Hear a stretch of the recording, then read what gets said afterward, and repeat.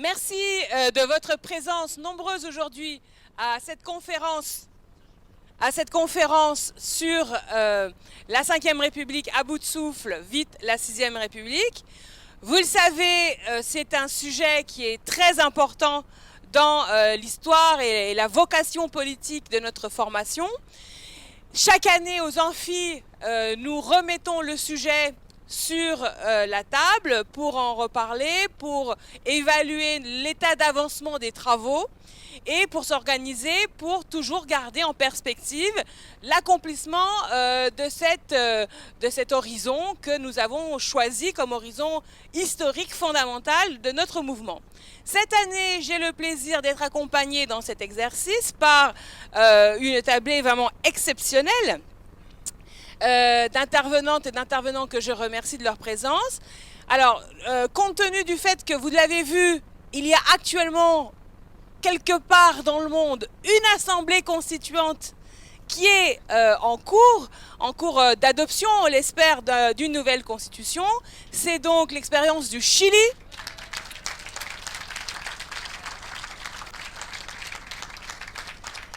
Et pour nous en parler, nous avons vraiment la joie de pouvoir accueillir Carolina Cerda Guzmán, qui est maître de conférence à l'Université de Bordeaux, qui est l'auteur de manuels en droit constitutionnel. C'est une constitutionnaliste, mais elle est aussi une fine connaisseuse du processus constituant chilien, et elle a même traduit en français le projet de constitution qui est soumis à référendum le 4 septembre. Et on donnera le lien pour que vous puissiez, si ça vous intéresse, aller étudier ce texte-là en français. On a aussi avec nous Alphée Roche-Noël. Alphée Roche-Noël est un essayiste, il est juriste de formation et il écrit des livres fantastiques. Et le dernier, c'est un livre que je vous recommande chaudement qui s'appelle « La France contre le monarque », qui reprend l'histoire de France depuis l'an 1000 et qui montre un mouvement pendulaire de mouvement entre le peuple français dans son ensemble comme collectif et le monarque, l'individu qui capte le pouvoir. Et donc il fait finalement, il situe notre combat à nous contre la monarchie présidentielle aujourd'hui en 2022 dans une histoire longue du pays où le pays a à chaque moment contesté la prédominance ou la concentration du pouvoir dans la tête d'une seule personne. Et donc c'est quelqu'un qui donc je vous recommande le livre, je vous le disais, et qui va aussi donc nous donner son regard sur ce combat que nous menons à partir d'une perspective historique et politique. Avec nous également, merci pour lui, merci Alphée, Armelle Lecause, qui est responsable d'une association qui s'appelle Démocratie Ouverte. Démocratie Ouverte milite pour la modification des modes de scrutin, pour la modification des modes de délibération et de décision en politique, pour une meilleure participation citoyenne.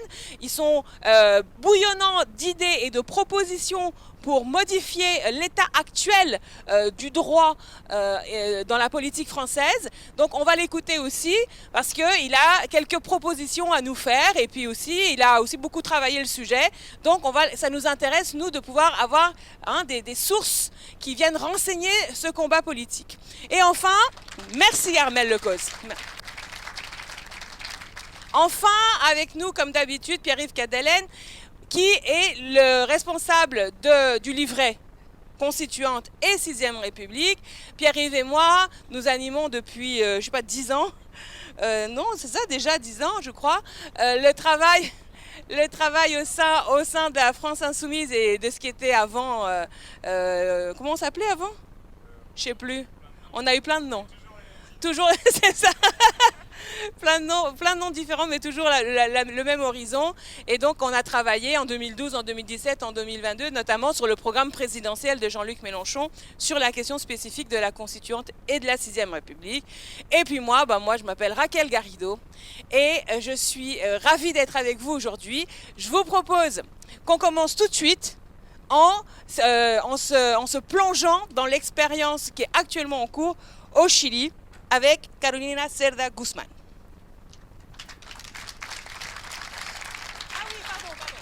Pardonnez-moi, pardon. Il y aura, parce que l'Assemblée constituante que nous avons en tête nécessairement devra être le fruit d'une sollicitation qui dépasse largement le cadre et le périmètre politique de notre mouvance. J'ai pensé que peut-être que Rachida Dati, qui était tout à l'heure dans la conférence avec Hugo Bernalicis et qui a, lorsqu'elle était garde des Sceaux, provoqué une première série de réformes constitutionnelles en 2008, je pensais que peut-être ce serait utile qu'elle vienne nous donner un peu son état d'esprit sur cette idée de constituante et 6e République. Donc, elle est actuellement en conférence de presse. Si jamais on arrive à la choper, je compte sur vous quand même pour être gentil. Voilà. Hein, on s'écoute parce que si on n'est pas capable de s'écouter aux amphis, on ne sera pas capable de s'écouter à l'Assemblée constituante, hein, les amis. Donc, bon.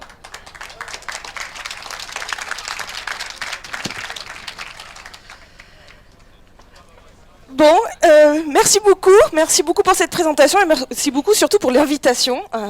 Je suis vraiment très touchée d'être là parmi vous et de pouvoir parler quelques instants de la constituante chilienne. Alors, l'adoption d'une nouvelle constitution, c'est toujours un moment particulier dans l'histoire d'un pays. Alors, je dis pas ça parce que je suis constitutionnaliste et qu'évidemment, pour moi, une nouvelle constitution, c'est toujours un moment d'intense émotion, hein. C'est réellement un moment extrêmement important, mais parce que, de manière très objective, un moment constituant, ça reste un pari pour l'avenir. Et dans le cas chilien, la nouveauté qui se présente à eux, elle est immense. Elle est immense parce que je peine à lister tous les adjectifs permettant de qualifier le nouveau régime que veut mettre en place la constituante.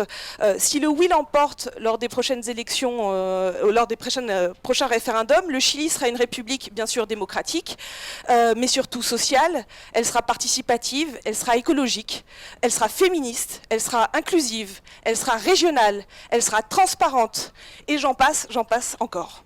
Alors, le changement est très important, mais ici, avant de vraiment traiter le fond, et je pense que c'est ce qui va nous lier dans cet atelier ici, c'est un peu de savoir comment et pourquoi on en est arrivé là au Chili. Alors vous le savez certainement, le Chili a connu une époque dictatoriale très, très dure qui s'est marquée par sa dimension militaire mais aussi néolibérale.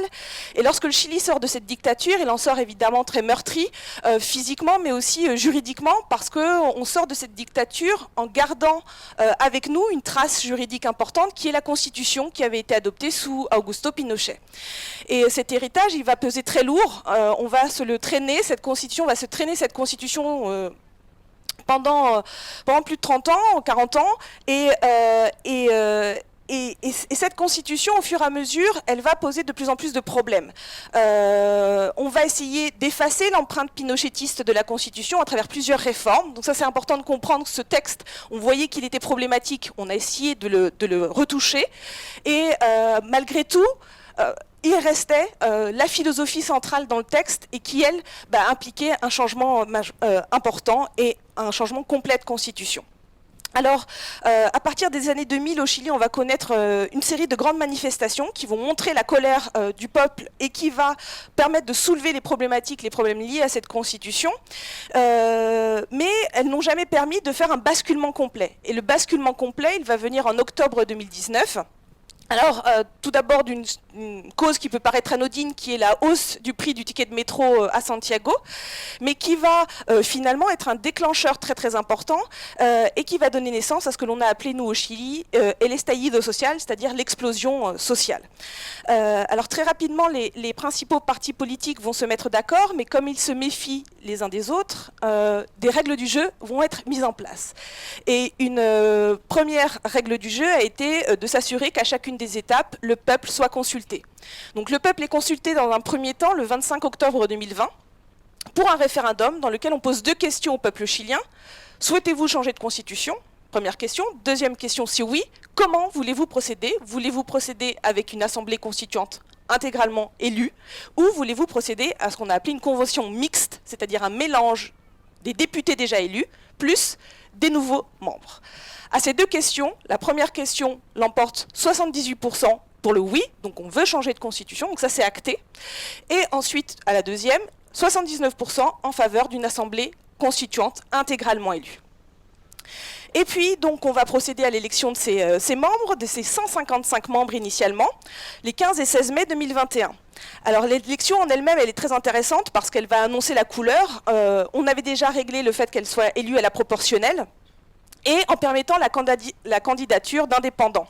Et ces indépendants vont être très nombreux dans l'Assemblée, environ 60 indépendants dans l'Assemblée sur 155, ce qui est énorme. Deuxième règle, on impose la parité stricte, et on y est parvenu avec des règles sur lesquelles je pourrais revenir, mais il y a une règle qui a été mise en place pour parvenir à cette parité, et donc on y est arrivé. Et ça, c'est une innovation majeure, hein, parce que c'est la première assemblée constituante paritaire dans le monde. Et puis ensuite, 17 sièges ont été réservés aux représentants des peuples originaires. Et ça aussi, je pense qu'il faut le comprendre, c'est pas simplement un effet de mode ou en tout cas quelque chose qui paraissait logique du point de vue extérieur. Quand on est chilien, quand on a vécu au Chili, on sait à quel point c'était pas logique, c'était pas du tout gagné et que ça a été vraiment une avancée majeure. Et ce qui est intéressant, sur lequel j'aimerais revenir, c'est qu'une fois élus, donc les membres de l'Assemblée vont s'organiser. Ils avaient un timing très serré, 1 an maximum, et c'est extrêmement court comme délai, hein, quand on compare à d'autres processus constituants.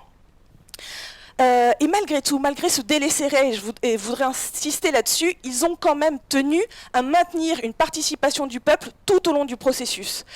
C'est-à-dire, par exemple, à travers des auditions. Toutes les commissions qui se sont instaurées ont mis en place des auditions d'experts, bien évidemment, ce serait attendu, mais pas seulement, vraiment des auditions de représentants d'associations, des représentants de comités de quartier, même des enfants ont été auditionnés pour qu'ils puissent s'exprimer également. Des sessions ont été délocalisées, donc elles ont eu lieu à Santiago, la capitale, mais également dans le sud et dans le nord, pour que chacun puisse également se participer. Il ne faut pas oublier que le Chili, c'est plus de 4500 km de long, donc il faut pouvoir s'approcher du peuple. Et puis, il y a eu également une initiative populaire de normes qui a permis à des citoyens qui avaient 15 000 signatures de proposer tout cela. Alors, voilà, je vois ça, juste un petit descriptif de comment ça s'est organisé. Tout n'était pas rose, il y a eu des couacs, il y a eu des difficultés. Mais moi, en tout cas, ce que je tiens à saluer de ce processus, c'est que malgré tout, à une assemblée d'hommes et de femmes, en 1 an, en maintenant une exigence démocratique, on malgré tout réussi à rédiger une constitution. Déjà en cela, c'est déjà pratiquement un miracle constitutionnel. Et là-dessus, je pense qu'il y a beaucoup de choses à apprendre du processus constituant chilien, en espérant qu'il nous donne des leçons positives, parce que tout résultera du référendum du 4 septembre. On verra bien ce qu'il en sera. Merci beaucoup.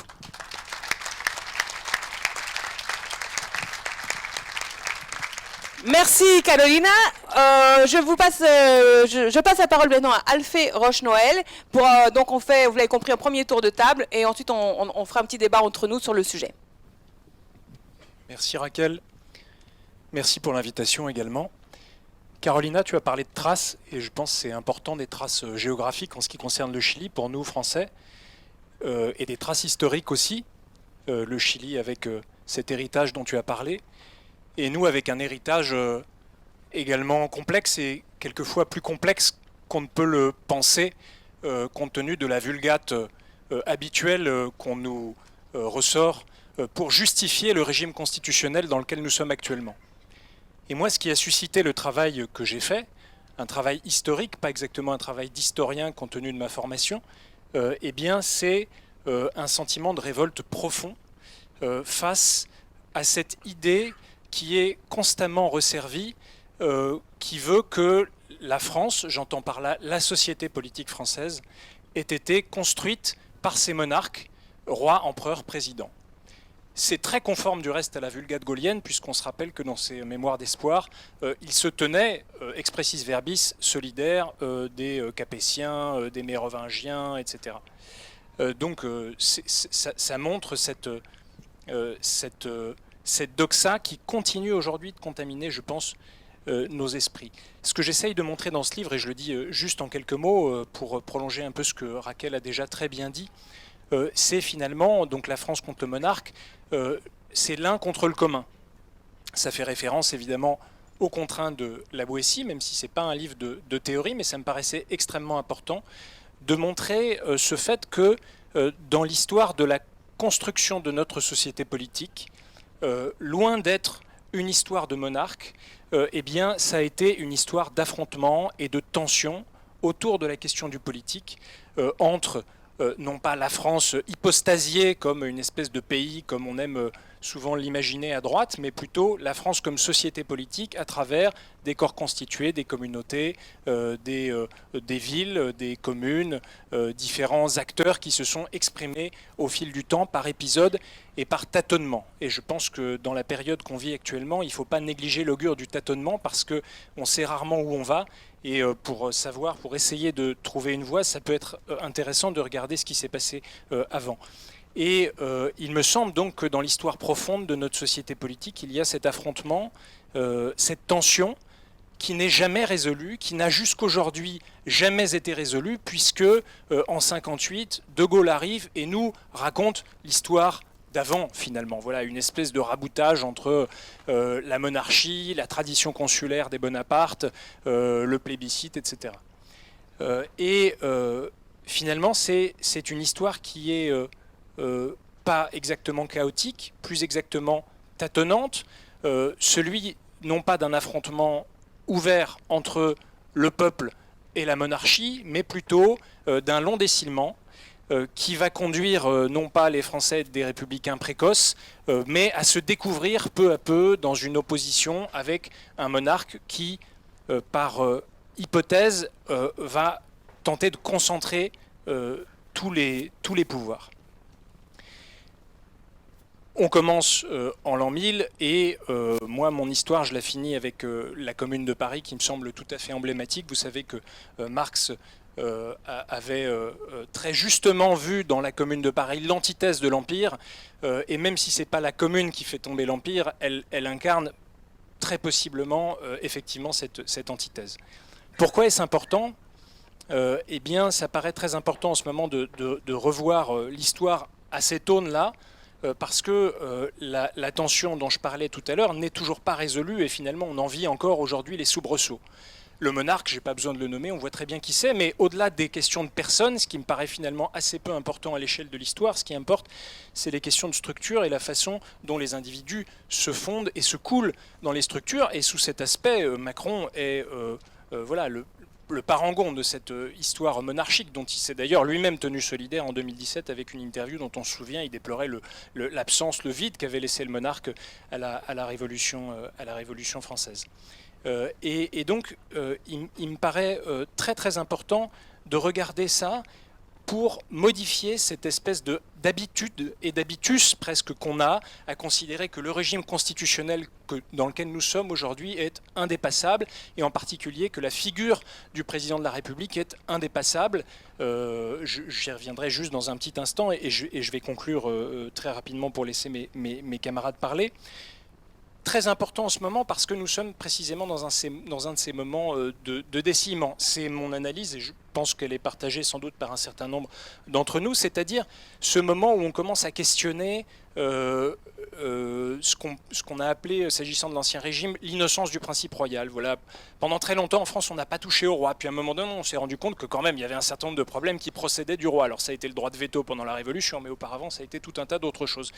Et aujourd'hui, il me semble que vis-à-vis de l'institution président de la République, qui a été remise comment dirais-je, réactivée dans les conditions qu'on ne sait, à mon avis, pas toujours assez bien, peut-être qu'on aura l'occasion d'y revenir, en 1958, puis en 62 par De Gaulle, eh bien, il y a cette incrédulité qui commence à surgir. Mais il faut s'outiller parce que, à mon avis, elle est pas encore suffisamment.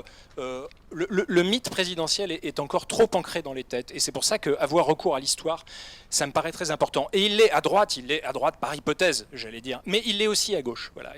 L'idée de l'homme providentiel, elle habite finalement tout le spectre politique. Et à mon avis, il faut l'en extirper, mais là j'enfonce des portes ouvertes, vous me pardonnerez. C'est la raison pour laquelle je conclurai juste d'un mot, mais ça je ne l'ai pas mis dans mon livre, mais je vous le livre en avant-première si vous voulez bien, mais je pense que Raquel sera d'accord avec moi. Moi je pense que la question fondamentale qui se pose, parce que c'est finalement ça le nœud gordien, c'est celle de l'existence même de l'institution de la présidence de la République. Et à terme, je me demande si une nouvelle République, même s'il ne faut pas trop en mettre dans la 6e République, il faut attendre, laisser faire la constituante, c'est ce qui est le plus souhaitable, je me demande si elle ne sera pas finalement une espèce d'avorton, si on lui laisse au-dessus cette espèce d'institution qui devient excessivement problématique, parce que finalement, nous sommes obligés, au lieu de concevoir la politique telle qu'elle serait souhaitable dans une république, nous sommes obligés toujours de nous en référer à la volonté d'un seul individu, en l'occurrence Macron.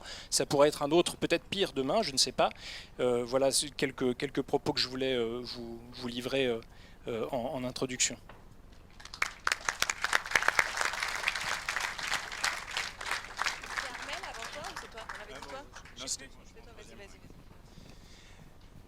Bon, alors effectivement, tu termines sur cette question de la présidentialisation excessive, de la place du président dans le régime de la Ve République. Et je crois qu'il y a là une question structurelle extrêmement importante. Et tu disais les structures importent et les individus également. Marx disait que les individus étaient les supports des structures, donc ils importent en tant que tels.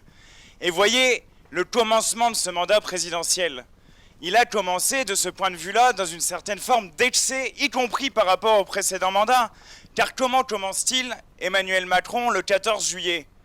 Le 14 juillet, il commence avec son interview en disant deux choses. L'une, puisqu'on l'interroge sur l'hyper-présidentialisation du régime, l'une en disant, eh bien, le mandat dernier, j'étais Jupiter, mais désormais, je suis plutôt Vulcain. Et je suis à la forge, je travaille. Nous avons donc un président qui, sans scier, en considérant cela normal, eh bien, se compare aux divinités antiques. Et le pire dans cela, c'est que le pouvoir médiatique, supposé être un contre-pouvoir, devrait immédiatement exploser de rire. Et non, tout le monde dit, tiens, bah, c'était Jupiter, maintenant c'est Vulcain, d'accord. Donc on prend ça, argent comptant, et on continue. Eh bien, ce signal qu'il envoie dès le début du mandat, c'est de dire « je défends la Ve République, je défends l'hyper-présidentialisation, je suis le monarque et je l'assume ». Il s'est toujours inscrit, et on a écrit des textes là-dessus, toujours inscrit dans une historiographie et un récit national de la France auquel son roi manquait. Et c'est bien le problème auquel nous devons faire face aujourd'hui, c'est-à-dire rompre l'adhésion du peuple à ce régime, on y travaille et je pense que l'idée avance, et rompre également le nœud gordien qui unit ce pouvoir présidentiel à l'oligarchie. Car il faut bien voir que dans le régime de la Ve République, le lien entre certains milliardaires, entre le pouvoir de l'argent et le pouvoir politique, le problème essentiel. On peut faire la liste aujourd'hui, la braderie d'EDF, le fait de refuser d'augmenter les salaires, qu'est-ce que j'avais mis, les niches fiscales qui se multiplient, la concentration des médias, bref. Tout ce faisceau, tout cet ensemble crée une ambiance politique qui encourage la passivité des citoyens. Et face à cela, nous devons opposer, comme la force dynamique que nous avons créée, la citoyenneté active, l'initiative, le fait qu'elle est là, cette idée de 6e République, dans les formes particulières que lui donne l'idée de constituante.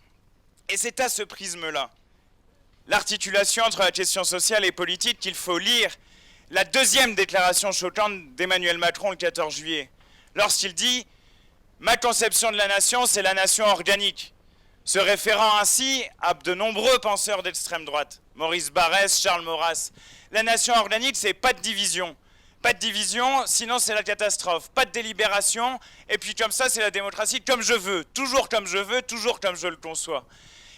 Comprenons bien le pas qu'il fait à ce moment-là, massivement, contre les luttes sociales, contre la défense des droits des travailleurs, contre l'idée que nous faisons de la République sociale et que nous souhaitons défendre. Je le dis très clairement, à travers ce programme qu'au fil des années nous avons précisé, le processus constituant, si on emporte la présidentielle, l'article 11. Puis là on s'est dit, et les législatives, comment on fait? Il y a aussi un alinéa de l'article 11 qui permet de déclencher un référendum d'initiative partagée. Alors le seuil est haut, il y a 4 millions de citoyens. Honnêtement, ça serait une belle campagne, le jour où on peut déclencher ce référendum d'initiative partagée, de dire, on fait la campagne pour qu'il y ait 4 millions de citoyens qui demandent une constituante et une 6e République. Parce que moi, je ne sais pas vous, mais je suis convaincu qu'il y en a 4 millions qui sont prêts à ce basculement politique dans le pays. Et alors, ça suppose aussi des nouveaux pouvoirs, le référendum d'initiative citoyenne, et j'en passe dans le programme. Mais l'idée est bien que des pouvoirs de contrôle viennent aux citoyens. C'est important parce qu'il y a une défiance qui s'est créée. Mais il y a aussi un horizon que nous posons. Lorsqu'on dit articulation des droits politiques et des droits sociaux, c'est de dire, à l'heure de l'urgence écologique, à l'heure où de plus en plus de personnes dans notre pays sont plongées dans la pauvreté et la misère, eh bien, il est essentiel que la France s'avance, suivant le Chili, et que la France déclare, comme elle l'a fait auparavant, de nouveaux droits, des droits qui correspondent eh bien, à la question écologique, des droits qui correspondent à l'ampleur prise par la question sociale. Imaginez, vous avez bien vu l'horizon positif qu'on a déterminé avec la NUPES. Imaginez bien le déclenchement incroyable que cela constituerait si on disait « nouvelle déclaration des droits ». Ce serait un changement immense et ce serait une source d'inspiration très large. Et puisque, j'en termine là, nous sommes dans l'attente, on va pas appeler ça une salle, dans l'attente Gracchus Babeuf, il faut bien terminer avec ça, parce qu'il fait partie des gens qui ont contribué à lever l'innocence sur un certain nombre de choses. Et voici ce qu'il nous dit aujourd'hui, Gracchus Babeuf. La Révolution française nous a donné preuve sur preuve que les abus, j'écris mal parfois, que les abus, pour être anciens, n'étaient point indéracinables. Qu'au contraire, ce fut leur excès et la lassitude de leur longue existence. Elle commence à être vieille, la Ve République. La lassitude de leur longue existence qui en a sollicité plus impérativement la destruction. La Révolution nous a donné preuve sur preuve que le peuple français, pour être un grand et vieux peuple, n'est point pour cela incapable d'adopter les plus grands changements institutionnels. Alors c'est ce qu'on va faire.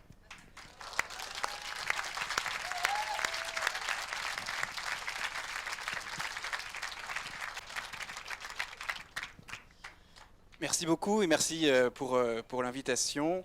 J'aimerais savoir qui parmi vous était à la conférence sur McKinsey, les cabinets de conseil, juste derrière, juste avant. Vous êtes quelques-uns, moi j'y étais. C'est édifiant de voir l'emprise des intérêts privés aujourd'hui sur la construction de l'intérêt général.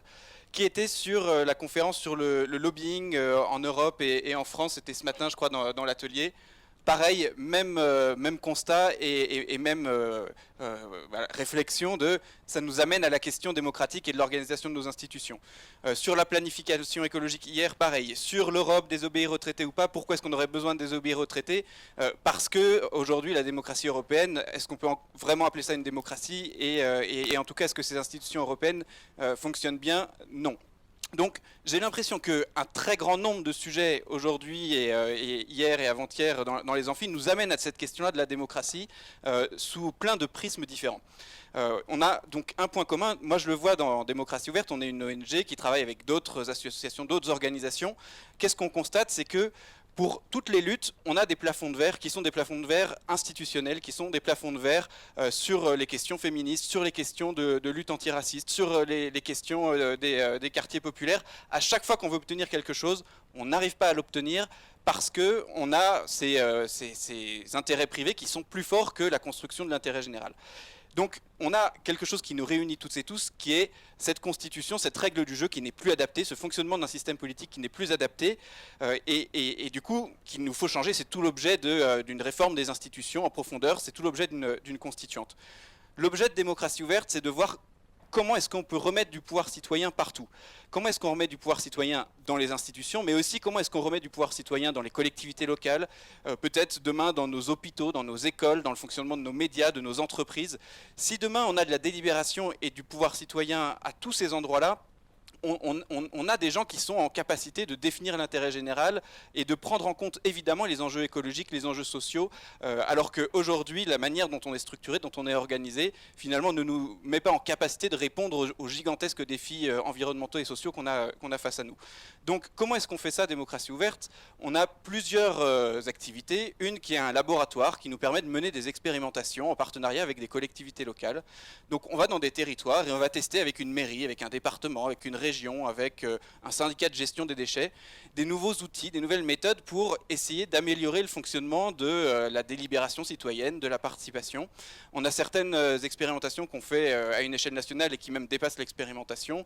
J'imagine que vous avez entendu parler de la Convention citoyenne pour le climat. C'est un objet sur lequel on a beaucoup travaillé, qu'on a réussi à obtenir et qu'on n'aurait jamais obtenu sans les Gilets jaunes et sans la pression populaire qu'il y avait à ce moment-là, et qui a été à la fin complètement sabordé par le pouvoir en place, mais qui reste très intéressant sur le processus, avec une logique de tirage au sort d'un panel qui représentait la diversité de la population. On avait des gens qui étaient à égalité femmes-hommes, qui représentaient les classes populaires, qui représentaient en fonction des niveaux de diplôme, en fonction de l'âge, etc., etc. Donc on avait vraiment une France en miniature qui a délibéré au sens vraiment de l'intelligence collective, qui a été rencontrer des experts qui avaient des avis contradictoires et qui petit à petit a construit des propositions qui, de l'avis même des ONG environnementales, étaient d'une ambition réelle, qui était à la hauteur des enjeux, mais qui, d'une certaine manière, a sûrement surpris le pouvoir en place parce qu'il ne pensait pas que les citoyens arriveraient à ce niveau d'ambition, et donc qui a un peu savonné la planche à la fin à cette assemblée citoyenne, et avec une promesse de sans filtre sur laquelle nous on appuyait, on tenait, une promesse de référendum à la fin qui n'a pas été tenue. Mais imaginons ce type de dispositif demain pour une assemblée constituante, imaginons ce type de dispositif demain dans des nouvelles institutions ou à l'intérieur même d'organisations privées ou d'un Sénat citoyen ou d'une assemblée citoyenne qui fonctionne avec des citoyens tirés au sort. Ça ouvre plein de perspectives très intéressantes. On regroupe aussi Démocratie Ouverte un réseau d'acteurs qui sont ce que nous on appelle des innovateurs démocratiques, au sens où ils essayent d'être innovants et d'être créatifs et d'imaginer de nouvelles manières de faire. Il y en a qui travaillent sur la question des modes de scrutin, parce qu'aujourd'hui les scrutins qu'on utilise, en fait on vote avec nos pieds, c'est-à-dire que vous l'avez vu sur les dernières élections présidentielles, voilà, il y a des voix qui se divisent alors que des idées communes pourraient se retrouver. On a des modes de scrutin comme par exemple le jugement majoritaire qui permet d'éviter ces effets de vote utile. On a des innovateurs démocratiques qui travaillent sur la question des contre-pouvoirs, du financement des partis politiques, de la transparence pour éviter le lobbying, etc., etc. Et donc on fait du plaidoyer pour essayer de modifier ces manières de faire. Et peut-être pour finir là-dessus, moi j'ai une intuition, c'est que le climat social dans lequel on est aujourd'hui est explosif, et très probablement, soit à la rentrée, soit dans les prochains mois, on va avoir un mouvement social type gilet jaune qui sera peut-être pas avec des gilets, qui seront peut-être pas jaunes et qui seront peut-être pas sur les ronds-points, mais qui va probablement bloquer le pays. Peut-être un mouvement de grève comme celui qu'on connaît en Angleterre en ce moment.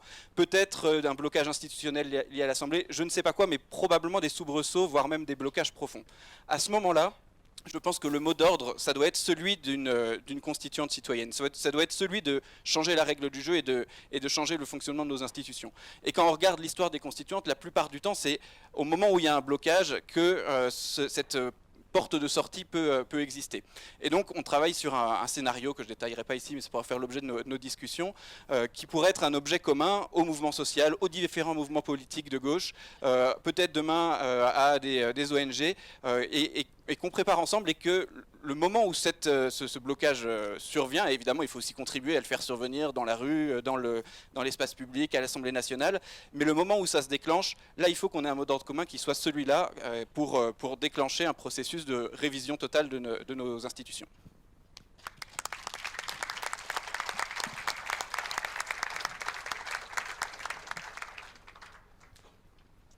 Merci.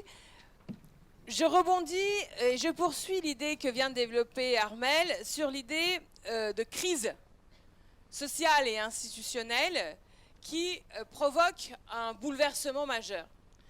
Je pense que c'est exactement la période dans laquelle nous sommes. Et nous sommes convoqués à des modalités d'action politique aujourd'hui qui, je crois, sont un peu différentes de celles auxquelles nous étions confrontés après 2012, lorsque nous avions perdu l'élection en 2012, puis ensuite 2017, lorsque nous avions perdu l'élection de 2017. Vous savez que ça fait des années que nous proposons un mécanisme de convocation de l'Assemblée constituante qui passe par l'élection de Jean-Luc Mélenchon, ou du moins d'un ou d'une candidate favorable à l'élection la convocation d'une constituante, sur le fondement de l'article 11 de la Constitution qui le permet. Donc en 2012, on a perdu, on dit oh ben c'est pas grave, on attend 2017. Et en 2017, on a dit on attend 2022. Aujourd'hui, je suis convaincue que nous ne pouvons pas attendre 2027.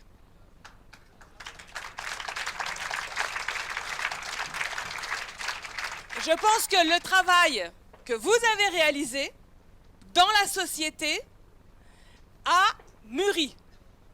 Je constate que, par exemple, dans le mouvement des Gilets jaunes, qui est probablement le mouvement social le plus puissant et dégagiste qu'a vécu l'Europe dans les 50 dernières années, je constate que les mots d'ordre qui ont été sécrétés par ce mouvement étaient certes de nature à revendiquer plus de justice sociale avec le rétablissement de l'ISF, mais également et concomitamment de situer l'enjeu au niveau du pouvoir du peuple en revendiquant le RIC, référendum d'initiative citoyenne.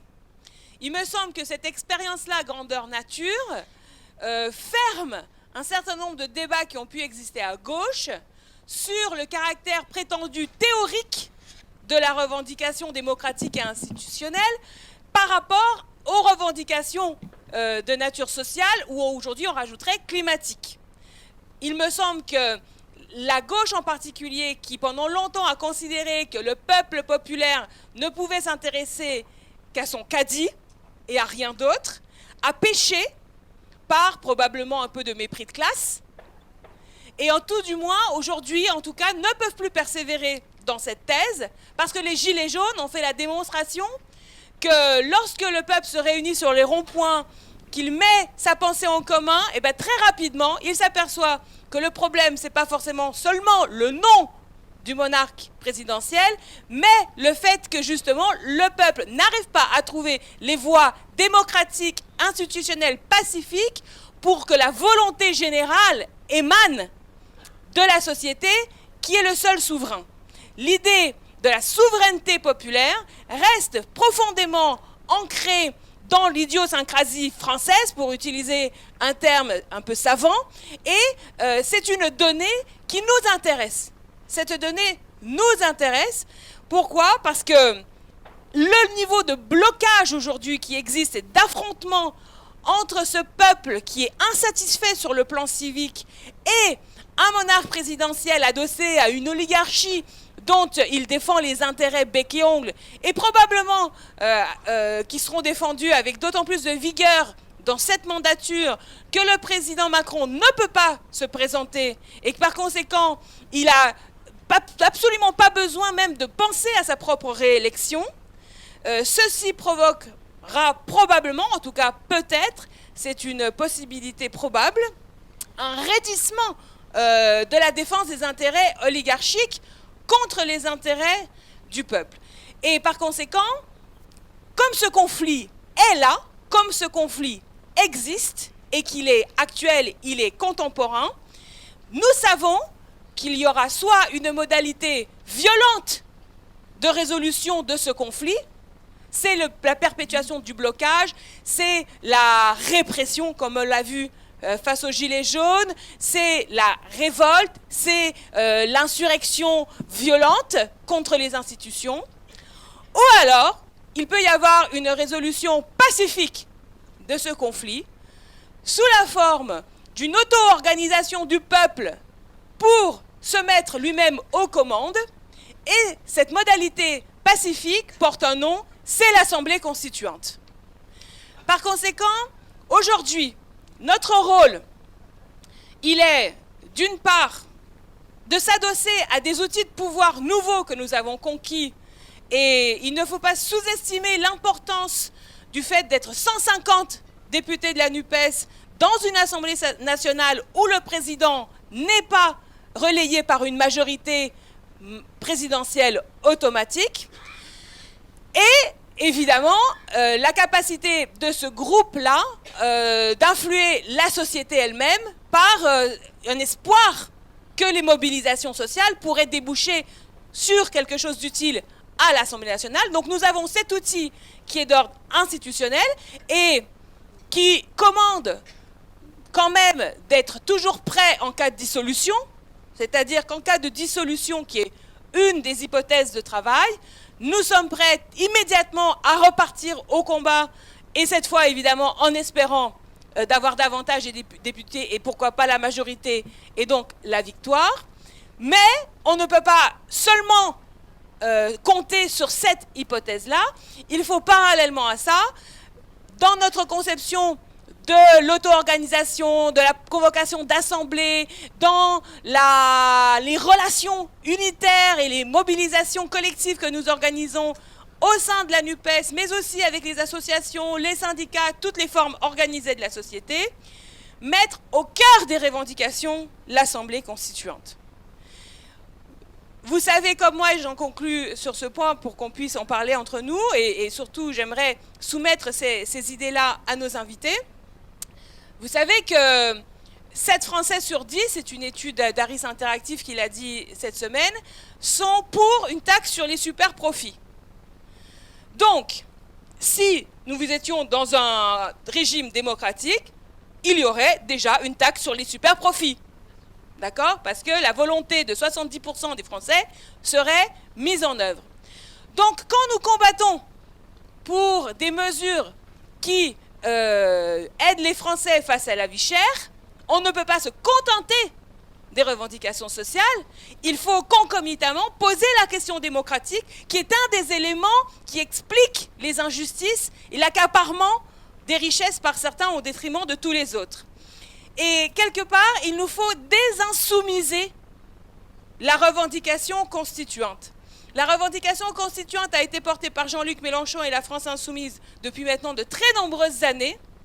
Le moment est venu que cette revendication soit portée bien au-delà des murs de la France Insoumise.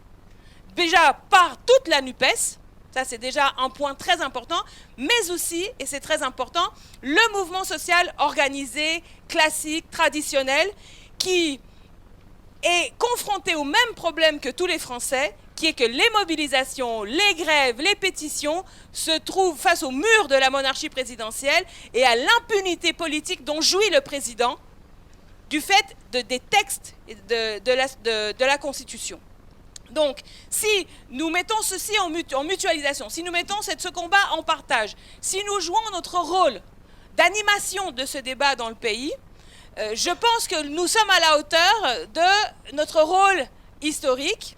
Et ne pas le faire, à contrario, c'est s'exposer à ce que, je le disais à l'instant, que le blocage provoque un tel niveau de bordélisation et de chaos dans le pays, que ce soit une option autoritaire qui vienne résoudre le conflit et tenter de l'éteindre, option autoritaire et donc violente.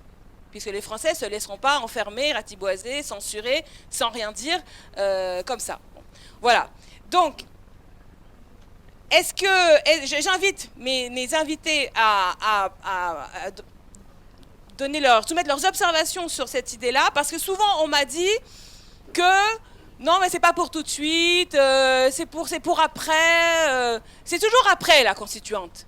C'est toujours jamais le bon moment, c'est toujours pas le contexte historique idoine, mais non. Donc, moi je pense à l'inverse, que si on ne le fait pas, si ce n'est pas nous, qui? Et si ce n'est pas maintenant, quand?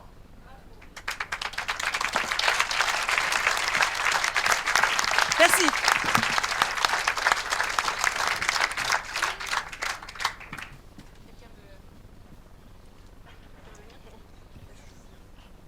Juste pour réengager le débat. Je ne sais pas si vous m'entendez. Moi, je ne m'entends pas très bien, mais c'est bon. Il faut parler plus fort. D'accord. Entendu. Non, je disais tout à l'heure, il me semble qu'il y a cette formule de Mauss qui est très très juste dans son essai sur la magie, qui est « c'est l'opinion qui fait le magicien ». Et je pense que cette formule, elle s'applique... toutes choses égales par ailleurs, comme on dit, à la situation dans laquelle nous sommes actuellement. Pas multiplier les auteurs, mais il me semble aussi que le président de la République, dans les fonctions, et de par les fonctions qu'il exerce, éminentes, les pouvoirs que lui confie la Constitution, les pouvoirs qu'il a pris malgré la Constitution également, eh bien, comment dirais-je, incarne cette double conception de la souveraineté qui est à la fois magique et juridique. C'est très ancien, ça nous ramène vraiment à l'exercice de la royauté. Et tous les présidents se sont, comme je l'ai dit tout à l'heure, coulés dans le moule. Et cependant, l'opinion croit de moins en moins aux magiciens. Voilà. Elle croit de moins en moins à sa capacité, à sa capacité de transformer les choses. Les pouvoirs, les réels pouvoirs qu'on prêtait au président pendant cette période qu'on a pu appeler peut-être improprement les 30 glorieuses, voilà, c'était l'énergie nucléaire, on voit où ça en est aujourd'hui, c'était des pouvoirs qui confinaient vraiment à la magie. Voilà. Et il me semble que donc c'est un moment, comme le disait Raquel, du reste c'est un moment à saisir absolument en raison aussi du péril autoritaire qui nous menace si les choses traînent, si les choses s'enveniment, mais c'est aussi un moment parce que les gens sont prêts, me semble-t-il, à entendre ce genre d'interrogation et à apporter leur part de vérité profonde dans le débat qui commence à animer chacun d'entre nous.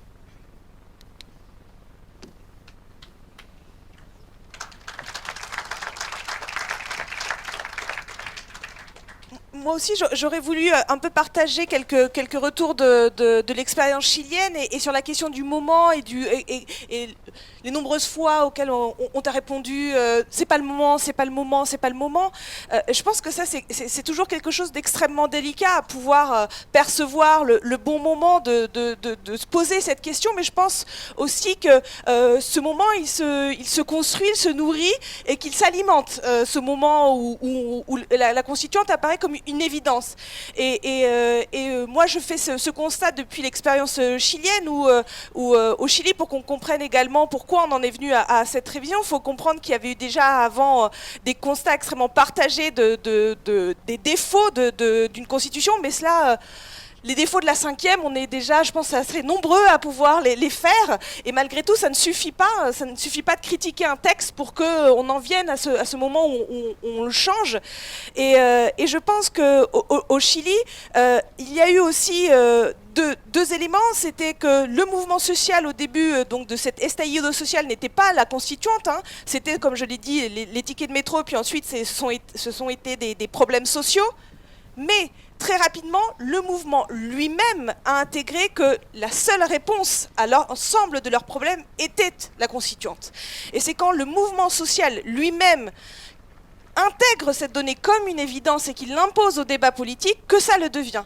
Mais ça, il faut vraiment le nourrir avant, il faut le diffuser, il faut que ça soit inscrit au sein du mouvement social pour que de lui-même il l'impose aux classes et aux partis politiques. Et il ne faut pas attendre que tout le monde soit d'accord.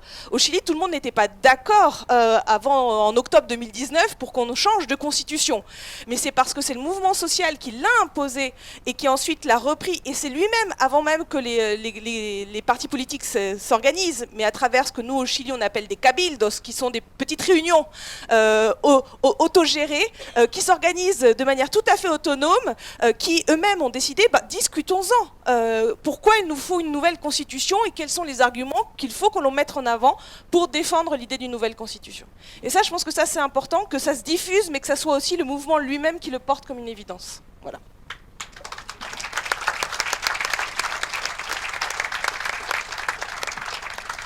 Merci beaucoup. Moi, ouais, vous m'entendez ? Super.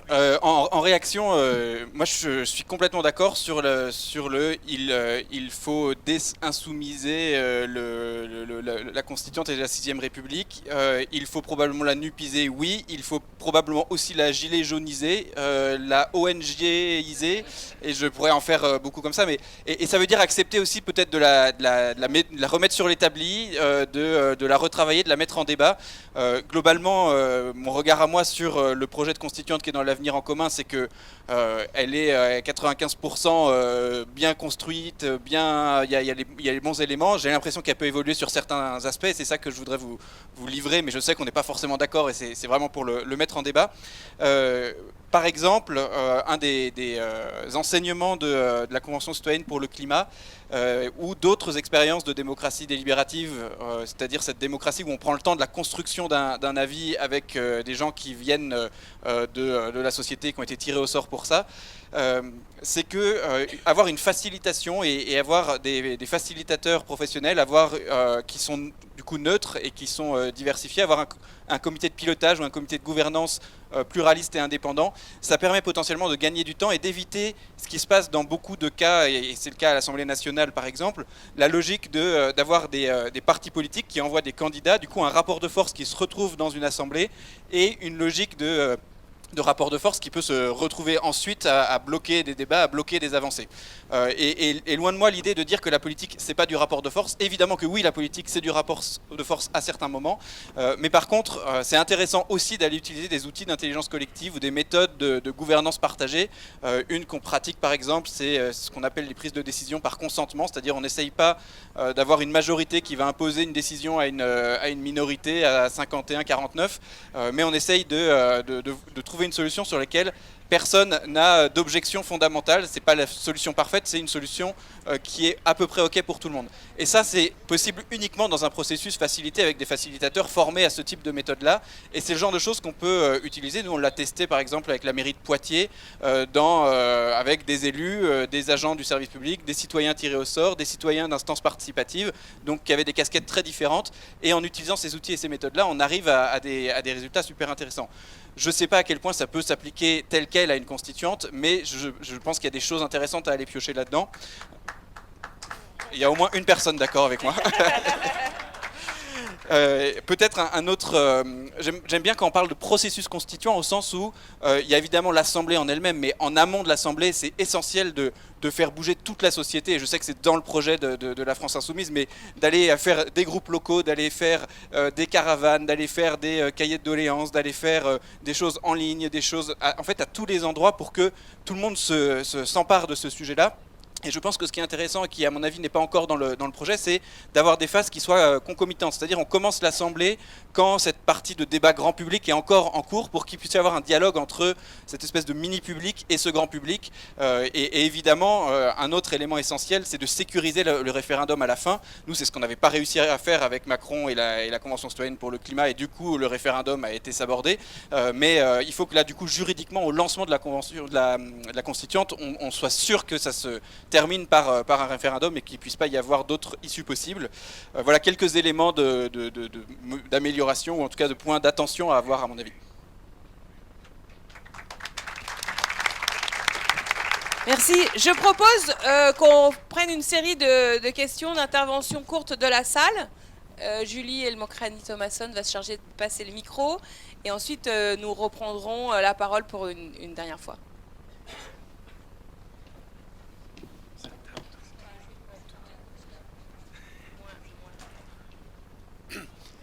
Bonjour Gérard, merci pour votre exposé, très intéressant.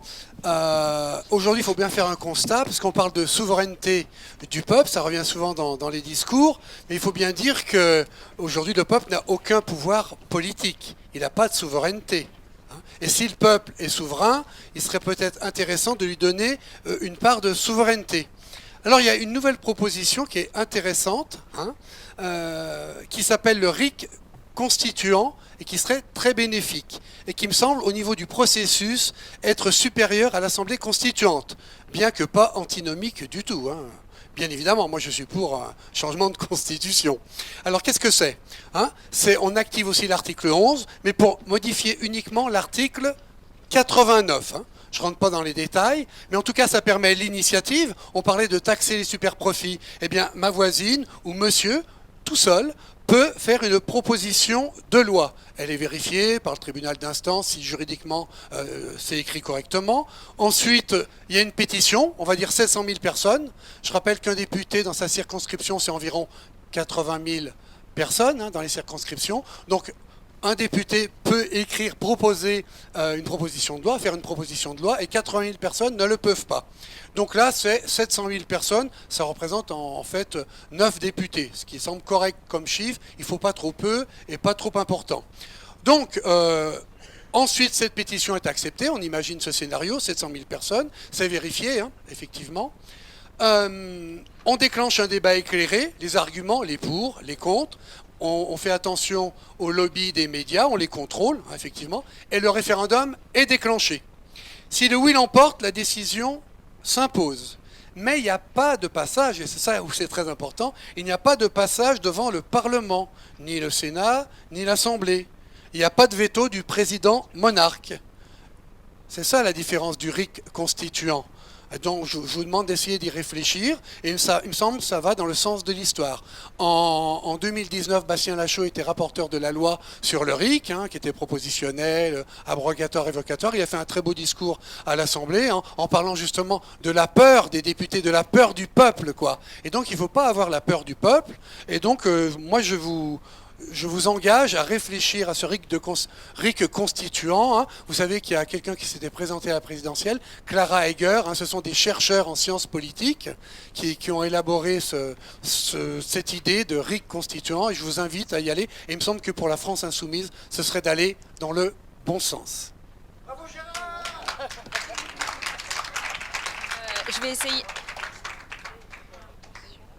Je vais essayer, si vous m'entendez, de prendre une femme.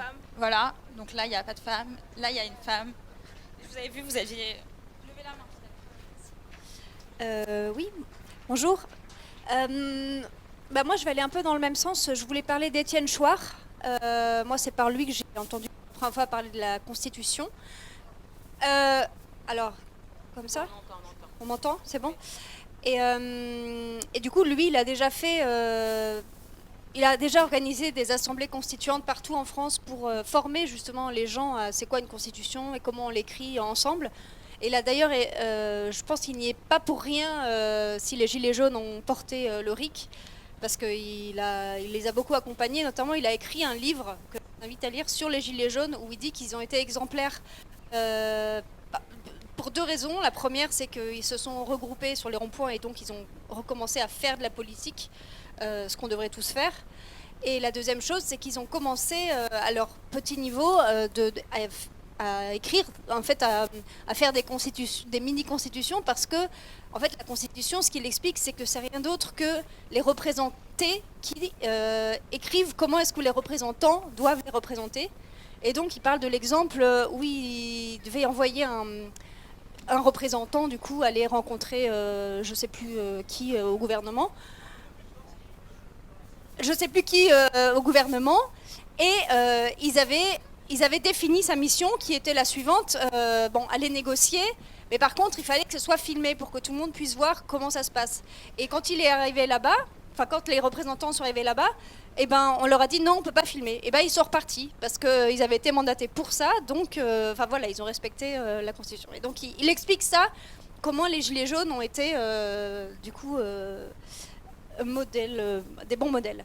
Et donc moi, ma question, j'y viens, c'est, donc vous avez parlé au Chili, si j'ai bien compris, c'est des élus qui ont écrit, non ?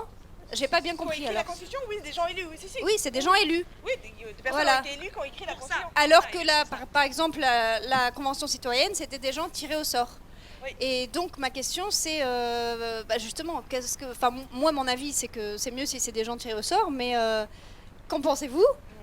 Et la deuxième chose, c'est est-ce que la France insoumise a déjà pris des contacts avec Étienne Chouard et de son expérience, et comment est-ce qu'on pourrait nous aussi organiser des assemblées constituantes partout en France pour que les gens s'emparent du sujet ? Ok, merci.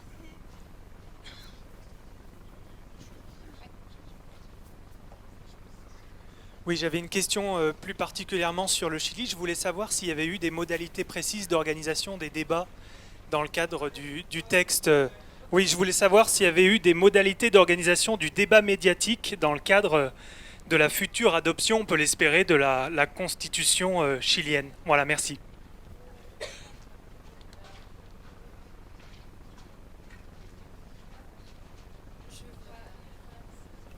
Je parlais comme chilien, j'habite en France depuis 20 ans. Dans la France profonde, j'étais gilet jaune, les gilets jaunes d'Allemagne, un des plus grands mouvements du centre de la France. Mais je veux, a été excellente votre présentation. On a essayé toutes les méthodes, même avec de l'eau, pour choisir différentes sélections. Mais je veux seulement dire un mot. La Constitution, c'est la sortie. Là-bas, on a passé 4 mois à la rue. On a arrêté le pays. On a 40 éborgnés. On a même une sénatrice dans ce moment qui est aveugle. O sea, il y a un coût social important. Je crois qu'ici, avec la police que nous avons, nous pouvons nous sortir à ça. Mais c'est pour ça qu'on se doit organiser. On doit être des millions à la rue. Santiago, on était 3 millions en train de chanter El pueblo unido jamás será vencido. Françaises, vous devez vous réveiller. J'ai vécu la dernière campagne électorale et on est immobilisé. C'est le moment. C'est un moment social difficile. Je le sais, chaque fois que je remplis mon réservoir, sont 120 €. C'est beaucoup de sous. Quand on vit avec 1000, 1300, c'est beaucoup. C'est difficile de venir ici. C'est le covoiturage. Organisez-nous, mais nous devons être des millions à la rue. Même nos députés, 150. Vous ne pouvez faire rien si vous n'avez pas votre peuple derrière vous.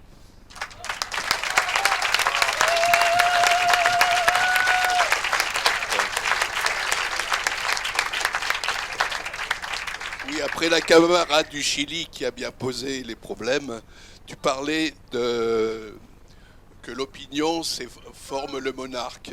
Justement, dans la période actuelle, moi je pense qu'il y a des éléments positifs dans le cadre des élections. C'est la constitution de l'Union populaire, avec toutes les forces et la dynamique que ça a fait, des opinions qui allaient des écolos au PC, au PS, France Insoumise, Parti ouvrier, indépendant.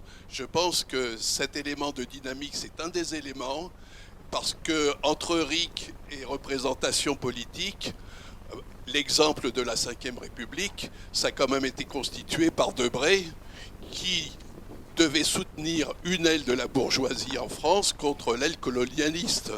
Mais ça a été aussi sur le dos de tous les acquis ouvriers. La Ve République, c'est aussi le chemin de la destruction de la sécurité sociale d'année en année. Donc je pense qu'il y a un grand espoir dans la NUP, dans les assemblées de circonscription, qui est un député ou pas. Il y a une dynamique entre militants, chacun à sa place. La camarade a dit comment faire des citoyens conscients. Parce que bon, on a les médias, on voit comment les caricatures des médias bloquent, et ils savent très bien, ils sont conscients du danger du peuple, et ils essayent de nous enfoncer la tête sous l'eau, mais on a des outils. Il y a eu l'Assemblée populaire de toutes les forces pour les élections. Maintenant, à nous d'avancer dans les assemblées. Dans ce qu'a dit Mélenchon dans la marche en octobre, pour l'urgence sociale, je pense que le cheminement, est-ce que ça doit être, comme tu dis, une question de... Est-ce qu'il faut la question c'est, est-ce qu'il faut justement accentuer les outils d'union du peuple pour renforcer ce programme de défense du peuple?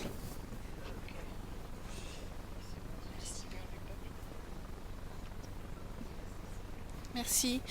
Moi, j'ai une question très concrète, mais de novice sur le sujet. Qu'est-ce qui pourra faire que ce changement se fait?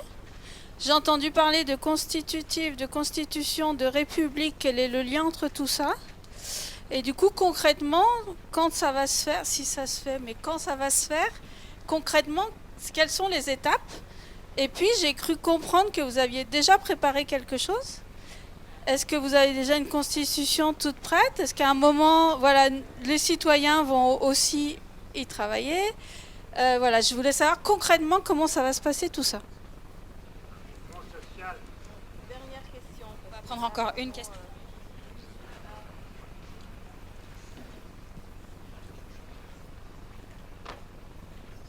Bonsoir et merci pour l'exposition. Je voulais ajouter quelque chose parce que je suis d'origine chilienne aussi. Je pense que c'est important l'exposition qu'a fait la camarade. Et le problème qu'il il manquait quelque chose qui sont plus important. C'est pas pour moi les tickets de métro qui a venu l'estallido social. C'était 30 ans d'exploitation et que jamais eu justice au Chili. Tous les gouvernements, entre guillemets, de gauche, socialistes, de droite, toujours sont appliqués la constitution de Pinochet jusqu'à aujourd'hui. C'est pour ça que c'est pas l'éthique de métro, c'est 30 ans d'exploitation. Ça, c'est une chose. Et l'autre chose, pourquoi aujourd'hui on va changer la constitution? Parce que la population chilienne s'est mobilisée en 1919, en octobre, s'est mobilisée et restait, comme disait la camarade, longtemps, tout le temps dans la rue. Ce n'était pas les partis politiques d'aucune conception qui a voulu changer la constitution. Tous les partis politiques sont négociés avec la dictature et pour exploiter le peuple chilien. Ici, par rapport à la France insoumise aujourd'hui, c'est différent que la France insoumise dit qu'il faut changer la 5e constitution. Et maintenant, il manque que la population la demande. Si nous, on n'arrive pas à mobiliser le peuple, jamais on va changer la constitution ici en France. Merci.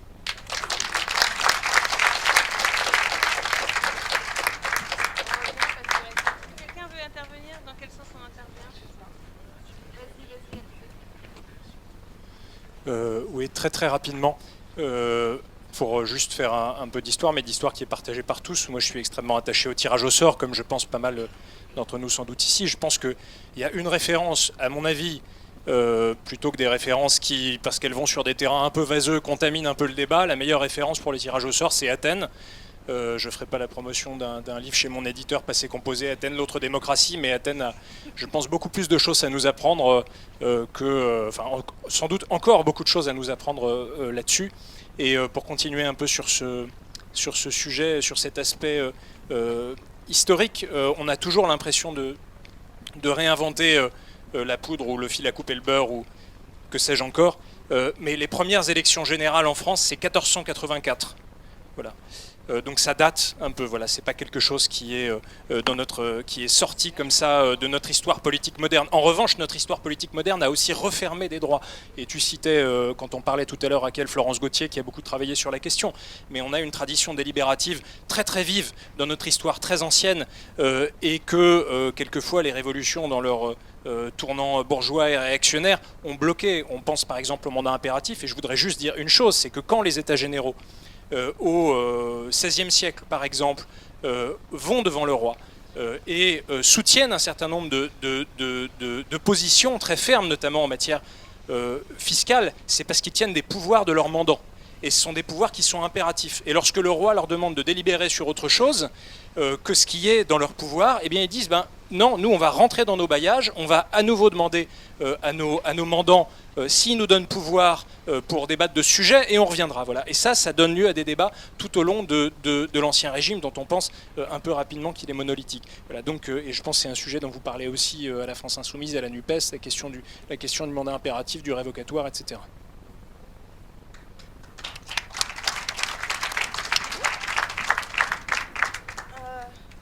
Oui, je vais essayer de répondre d'abord aux premières questions, qui était une question qui a été posée, qui était très précise sur les médias, la réglementation des médias dans les discussions actuellement. Donc le Chili, donc la constituante a terminé ses travaux le 4 juillet, et donc dès le lendemain s'ouvrait la campagne de défense ou d'opposition à la proposition de nouvelle constitution, pour qu'elle se termine là le 4 septembre. Alors les Chiliens sont toujours un peuple, ça c'est important de bien le comprendre aussi, et c'est formellement très légaliste, c'est-à-dire qu'on est toujours très attaché à bien mettre les règles, adopter les règles, pas forcément toujours les respecter, mais les adopter tout du moins, c'est très important. Et donc on a une réglementation qui est en d'apparence très clair et très équitable du temps de parole et du partage des médias. Donc quand on veut suivre les débats sur la constituante au Chili, voilà, on a les petits chronomètres qu'on connaît bien à la présidentielle française, la répartition des échanges, etc. Donc du point de vue extérieur, si on veut juste regarder ça d'un coup d'œil, on se dit que la réglementation a été bien faite, mais après, c'est aussi caché beaucoup de choses par ailleurs, c'est-à-dire qui est à la maîtrise des médias, qui sont celles et ceux qui posent les questions, et toujours c'est le même problème, moi vu de l'extérieur, c'est souvent aussi même la formation des journalistes, de la manière dont ils posent les questions et les biais d'approche des questions qui restent problématiques. Donc voilà, je ne sais pas si je réponds entièrement à votre question, mais en tout cas, du point de vue juridique, en tant que juriste, je vais vous dire oui, il y a une réglementation en matière des médias, du temps de parole, mais par derrière se cachent beaucoup de choses. Et ensuite, après, sur élection, tirage au sort, moi, j'arrive pas encore à me faire un avis extrêmement tranché, mais en tout cas, quand je prends l'expérience du Chili, ils ont essayé de faire un entre-deux à travers cette question des indépendants. C'est-à-dire qu'ils ont dit, les 155 membres sont élus, ça c'était première, parce que c'était aussi, je vais peut-être pas insister, mais c'est la première assemblée constituante pour l'histoire du pays. On n'avait jamais, les constitutions qu'on avait eues au Chili n'avaient jamais été écrites par des membres élus, toujours écrites, imposées par des comités d'experts. Et donc c'était la première fois qu'on avait une assemblée constituante, donc on l'a fait intégralement élue, mais pour essayer de compenser les défauts de l'élection, c'est là où ils ont ouvert la vanne pour permettre des élections d'indépendants. Et c'est ça qui a, quelque part, permis de ne pas avoir un contrôle complet de l'Assemblée par des partis politiques, mais de permettre à des personnes de pouvoir plutôt se présenter au nom d'une classe sociale, d'un combat, d'un seul combat précis, et pas au nom d'une intégralité d'un parti politique. Voilà ce que je pouvais apporter dans les discussions, je pense, des questions que m'ont...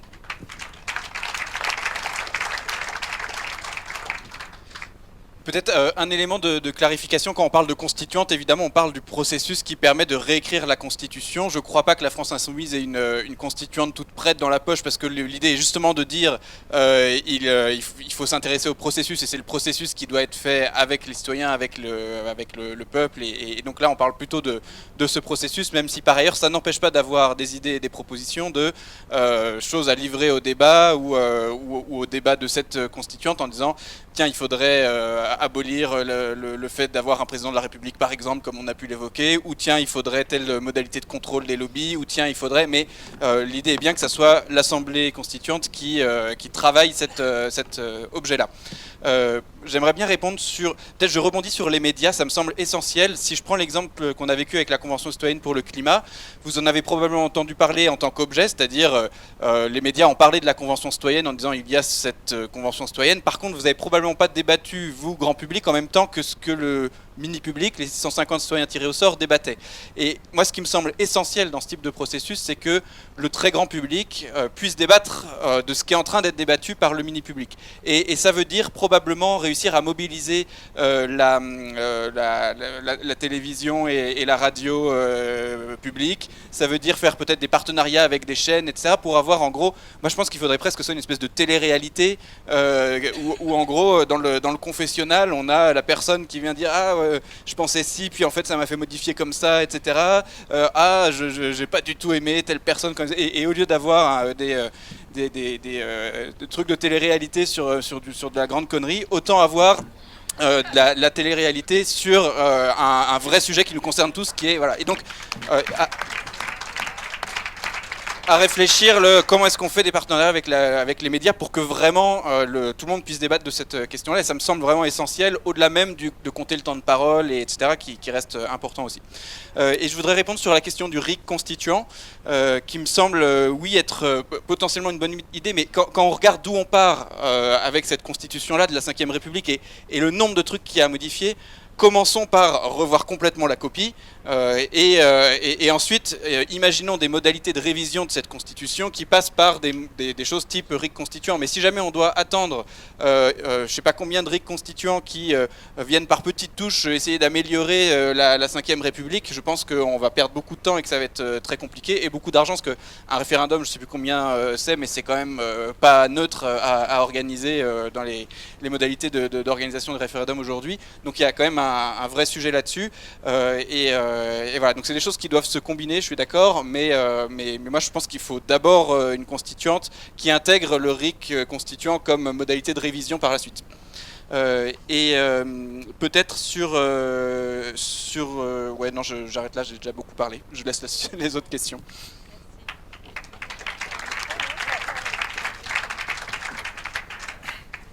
Oui, je dis un mot sur, parce que la question est revenue un peu en filigrane dans plusieurs interventions sur l'élément déclencheur. Et je pense qu'effectivement, là, c'est une question de stratégie. Donc, et on ne peut pas absolument prévoir. On sait qu'on a posé déjà, c'est quand même une première victoire politique, le thème de la constituante. On l'a versé au débat public, on l'a généralisé, on l'a fait vivre dans 3 campagnes présidentielles. Et donc, il existe, il est là. Et désormais, il y a une question. Là, quand je faisais mes études, quand j'étais étudiant, quoi, on te présente la 5e République, on te dit à chaque fois, la 5e République, c'est la stabilité. Voilà, parce qu'elle existe depuis longtemps.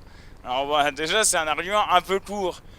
Mais je vous assure, c'est le truc, c'est la tarte à la crème de beaucoup de profs constitutionnalistes. Hein, voilà, et je suis sûr que tu dis pas ça. Mais lorsque, parce qu'il m'arrive aussi de donner maintenant des cours de droit constitutionnel, moi je dis au contraire, le problème c'est qu'il y a cette apparente stabilité politique est productrice, génératrice en permanente d'instabilité sociale. Et on l'a bien vu lors du dernier mandat. Donc,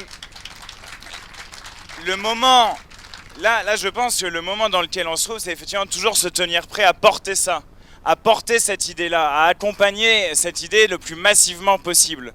Parce que dès lors qu'il sera, et je pense que c'est ce que tu disais sur le Chili, dès lors qu'il sera approprié massivement, c'est inarrêtable ensuite. Donc là, c'est une mission, effectivement, c'est un rôle politique dont on peut tous se saisir, et le plus largement possible, comme tu disais Raquel. Une des manières de faire, et rappelez-vous Jean-Luc Mélenchon, pendant le début du confinement, de la crise sanitaire, je ne sais pas si certains se rappellent de ses interviews, où il disait « Ceux qui connaissent le mieux la façon dont on peut gérer sur les lieux de travail les impératifs d'hygiène et les impératifs sanitaires, ce sont les travailleurs eux-mêmes. Donc il faut qu'il y ait des comités démocratiques qui se créent, etc. » Alors, ça s'est fait à quelques endroits, ça ne s'est pas généralisé, mais c'est l'idée qu'il faut toujours saisir, c'est-à-dire dans les hôpitaux, dans les entreprises, dans tous les lieux de la vie sociale, n'importe quelle occasion d'augmenter le pouvoir démocratique doit être prise, parce que c'est avec ces éléments-là qu'on va pouvoir tirer la corde générale de la refondation de nos institutions. Et alors comment on le fait? Je dis juste, parce que c'est vrai que j'ai été rapide sur l'élément de convocation. On dit, on peut le faire par l'article 11 si on gagne la présidentielle. C'est-à-dire que le président convoque un référendum en demandant aux gens « Est-ce que vous êtes d'accord pour qu'il y ait une constituante ?» Un peu comme il y a eu au Chili. Cette constituante, c'est l'état du programme actuellement, serait pour partie élue à la proportionnelle par département, donc des listes par département avec des projets constitutionnels, et pour partie tirée au sort, laissant aux citoyens, on laisserait aux citoyens la possibilité de déterminer la part du tirage au sort en votant directement tirage au sort. Donc ça, c'est pour la première phase. Ensuite, la constituante fait ses travaux, etc. Elle délibère. Effectivement, c'est un processus. Elle délibère toutes portes et toutes fenêtres ouvertes sur la société. Et une fois qu'on arrive à un texte, le nouveau texte, ça va être peut-être une nouvelle déclaration des droits, etc. Eh bien, à ce moment-là, de nouveau, ce texte-là est soumis à référendum. Donc à chaque étape, le peuple valide et sanctionne démocratiquement, en fait, le processus. Donc voilà, c'est un processus de construction démocratique de bout en bout, et j'espère bien qu'on va y arriver más temprano que tarde, comme disait le camarade Allende.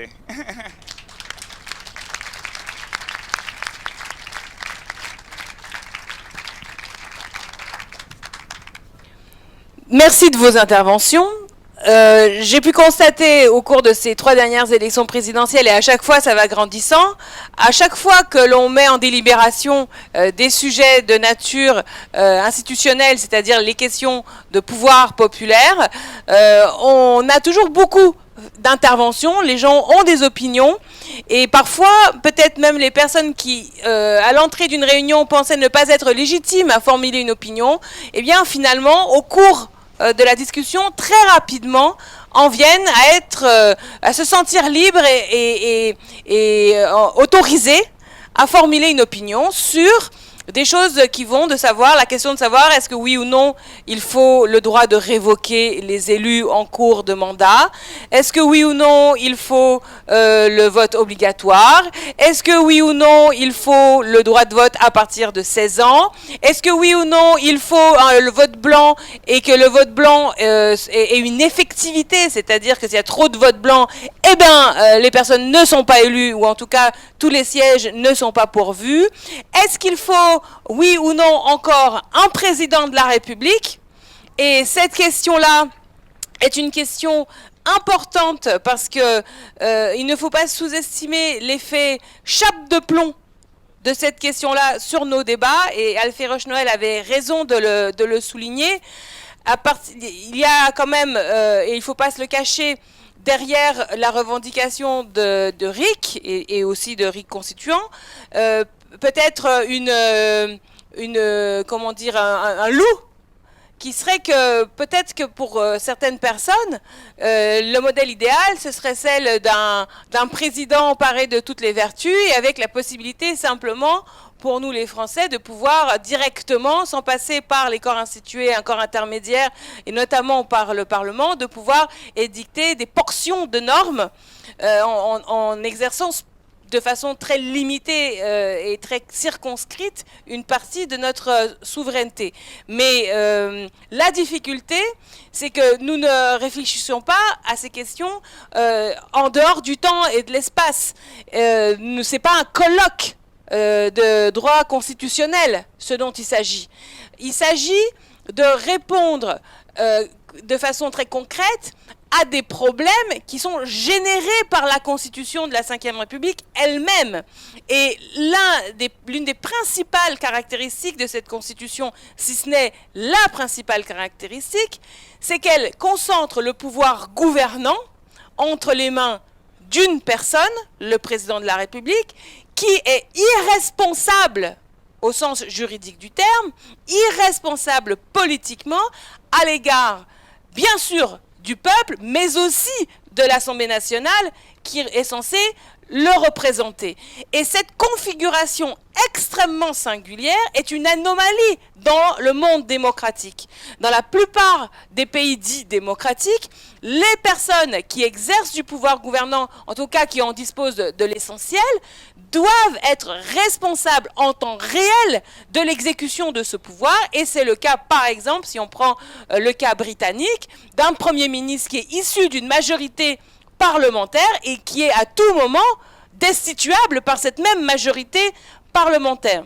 Et donc la Ve République, parce qu'elle crée ce rôle dans un contexte d'impunité, premièrement provoque des comportements impunitaires comme ça dans toute la classe politique, et on va retrouver à tous les échelons de la vie politique française un fait présidentiel extrêmement désagréable, extrêmement antidémocratique, et on va le retrouver à l'échelon communal avec le maire, on va le retrouver à l'échelon du président du département, à l'échelon du président de région, avec une infantilisation permanente des habitants, avec le fait avec une fusion permanente entre les deniers publics et la personne de l'élu. J'ai financé la piscine, j'ai financé la bibliothèque. Bah non, t'as rien financé du tout, c'est nos impôts qui ont financé, donc on voit pas pourquoi on viendrait te toucher la main parce que tu as financé une bibliothèque. Et du coup, ce que nous produisons aujourd'hui comme modèle démocratique doit répondre justement à ce problème-là du président. Or, on a quand même une difficulté, et je la pose parce que je pense que c'est incontournable, c'est que les Français ont tout à fait compris que le pouvoir gouvernant était entre les mains du président.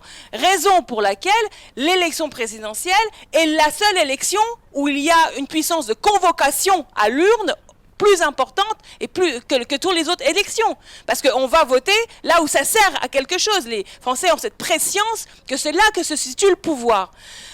Par conséquent, si vous dites on va en retirer du pouvoir au président parce qu'il en a trop, et pour ce faire, on va, par exemple, abolir l'élection du président de la République au suffrage universel, qui est le cœur en fait du problème de concurrence de légitimité, eh ben il y a des chances que nos compatriotes nous disent attendez, c'est le seul pouvoir qu'on avait et tu veux nous l'enlever. Donc en quoi est-ce que c'est une avancée dans notre pouvoir? Ça apparaît, voilà, à première vue en tout cas, comme un recul du pouvoir.